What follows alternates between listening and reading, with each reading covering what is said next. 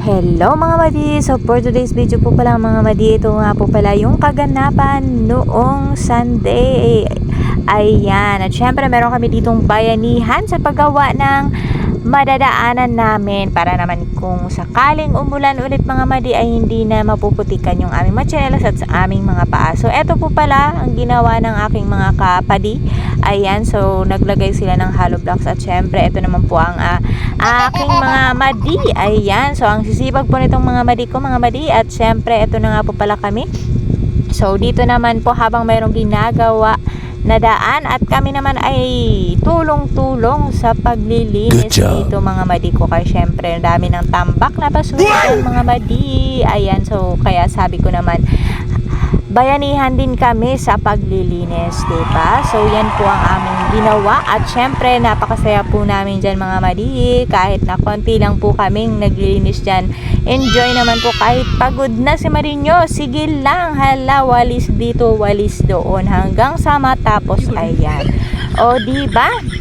At syempre mga madi, hindi ko na po pala nakuhaan yung pagtapos ng kumbaga yung result ng aming paglilinis kasi itong cellphone ko mga madi ay dinala na ng anak ko sa aming bahay dahil dun daw siya maglalaro.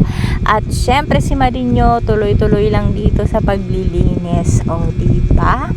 Para naman maging maliwalas ang aming kapaligiran at syempre para maiwasan din ang magkasakit ang mga bata at syempre yung mga naninirahan malapit dito. Ayan, o diba? So maraming salamat po pala sa mga madi ko dyan na tumulong sa paglilinis. O diba, saludo po ako sa inyo mga madi hanggang sa muli nating pagbabayanihan sa paglilinis. At syempre mga madi, so hindi lang po dyan nagtatapos ang aming bayanihan dahil meron pa po sa susunod na kabanata. Abangan nyo po mga madi.